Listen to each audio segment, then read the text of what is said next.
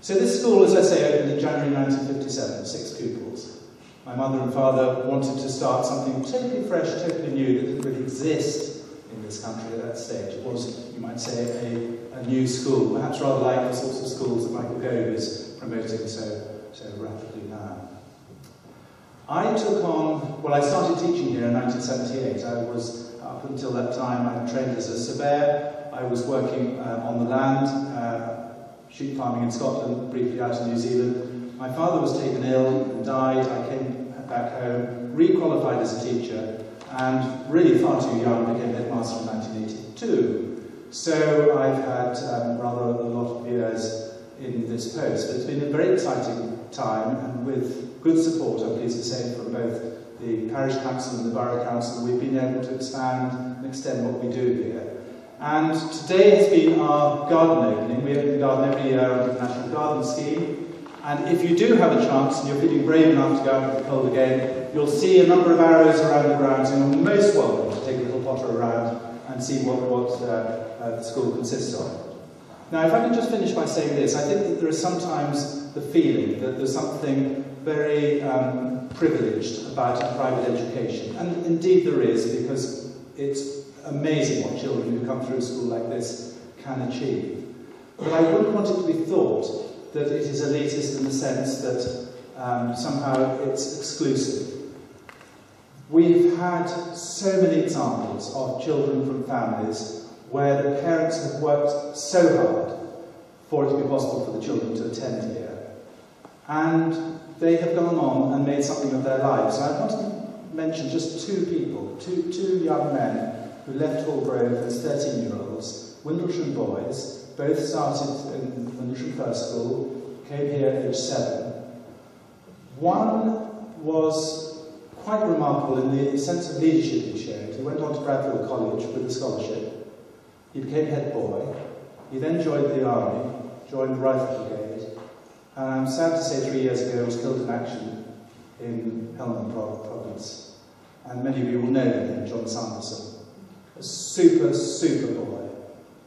The other came to me from Windlesham First School, and I remember the head saying, "He's very good at sailing, you know." And I said, "Oh, yes." She said, "No, I mean really good. He'll sail for his country one day."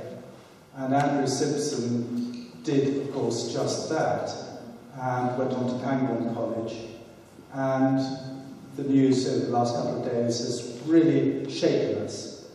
But there is also a real sense of pride, I think, in what a good start can give these children. And I suppose my strong feeling is that when I do a daily assembly in here and I look down at all the rows of children looking up at me, and you just think, what potential is there? And who knows where any of them might go on and what they might do. This evening, as I'm sure the chairman will say, it's very much a celebration, a mini celebration of what you people do for the local community. And it's really just for me to say thank you for coming here, and my fellow councillors, thank you for letting us host this event this evening. And if there's anything that anybody here feels that they can do to encourage the young, I think that in this difficult world, I think that's so much what children need, really, is the support and love from parents and grandparents, and every encouragement to make what they can in their life. Thank you very much indeed for listening to me.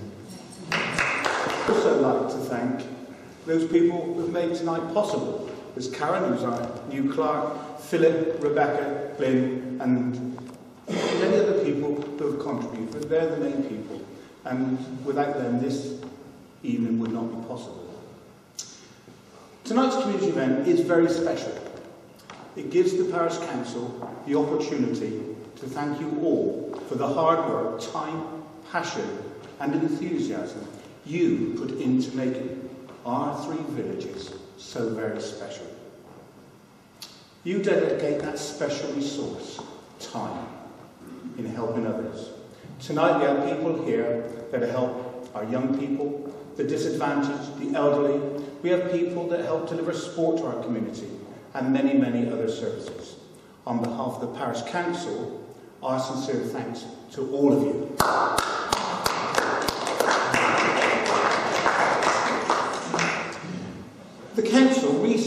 decided that we would like to recognise people who, over many years, have given their time, experience and dedication to help in our village. So tonight, I'm delighted to make 5 community awards to 5 very special people. As a relatively newcomer to the parish, I had to seek some advice and guidance on what to say for these special people, and who better than Glenn Carpenter, who helped me put these words together. Thank you. Now, the first award, unfortunately, the person couldn't be here tonight, but that's John Bold. Every village should have a John Bold. He emphasised community spirit, long-time governor of Bagshot Infant School. He is known by all and sundry. He builds a stage and props every year for Collingwood amateur dramatics production. He rings the bells in St Anne's Church every Sunday morning and helps the bells in other parishes too. Every Christmas you will see him with his sidekick walking up and down Bagshot High Street, painstakingly putting up 60 Christmas trees. Then dressing his Father Christmas to entertain the young children in freezing weather. Then again in January you see him taking down these trees. All the people in Bagshot know John by sight, if not by name. He tells you he is not a volunteer. He just does what is needed to be done to better our community. And long may we have it. Thank you, John. I'm sorry you cannot be here. The second award, I actually do know this person. It goes to someone I met for coffee about 2 months ago. And in fact, it was going to be a half-an-hour meeting, but turned into nearly 2 hours sharing our passion of young children. Of course, I mean Stefan. He is a youth worker extraordinaire, one of the founders of the Windlesham Valley Youth Project, enabling our youth to enjoy youth cafes, music drop-in centres, dangerous clubs for boys, the Scouts, and last year he helped organise the Youth Olympics. The list goes on. Now he is heading up the Youth Council for Surrey Youth, encouraging and always inspiring our youth to greater heights. His instinctive work for the youth of Windlesham Valley, coupled with his deep faith, is his reward. He feels this day is focused on the betterment and building the foundations of their lives. I know I'm going to enjoy working with him in the coming years. So Stefan, could you please come up?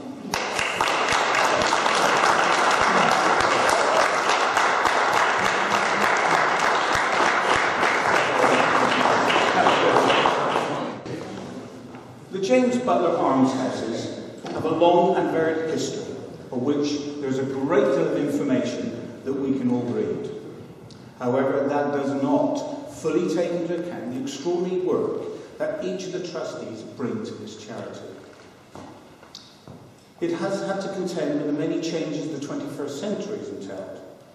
And we are an ageing community in which the James Butler Almshouses has ample experience, taking into account all the personalities who have stayed there and will stay there in the future. It offers comfort, security and peace of mind. A place to call home to all those people who have lived for these past decades. Doris Christie has been that rock.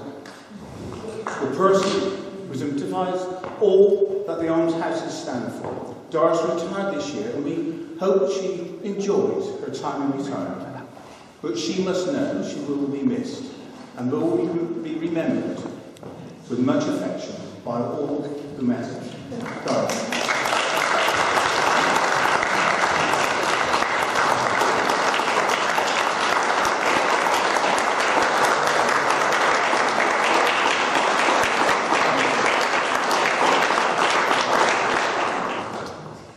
When you stand for election in your local parish, it is testament to your commitment to your village when you get voted in. It opens up a new world of volunteering that maybe you were not unaware of before you started, and I can vouch for that.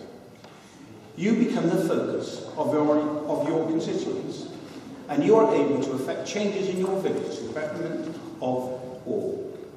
The next person ticks all these boxes. She was elected as a Windlesham Parish councillor, became the chairman of the parish council, and went on to become the chairman of the W.C. Lee's Rest Home, where she worked tirelessly for 30 years, enabling the residents to spend a relaxing, peaceful retirement. Mary Ann is now retired herself and having a much-deserved rest. We thank her for her commitment to the village of Windlesham. Mary Roberts, would you please come up and get your award?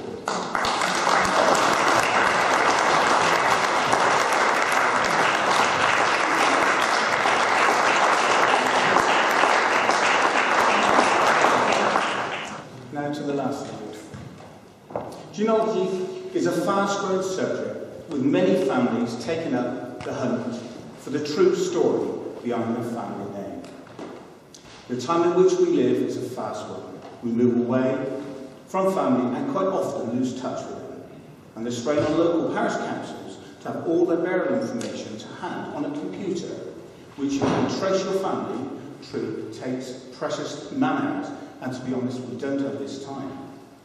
So when a man came into the office and volunteered to translate all of your parish burial records in his spare time, no less, is remarkable to his commitment to this vast enterprise and the attention to detail is second to none.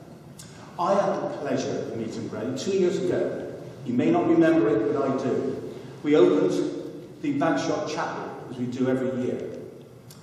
He brought in his book and was talking to me about it.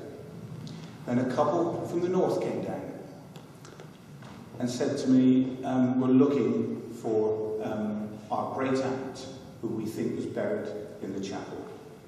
Well, I was amazed. 5 minutes later, Ray not only found the name in the book, but also located the grave. We really made, or Ray made, their day. We at the parish are deeply indebted to Ray and cannot thank him enough for all his diligence and interest in ensuring that the burial records in the parish of Windlesham are up to date and second to none. Thank you, Ray. Ray Records, would you please come up and get your award?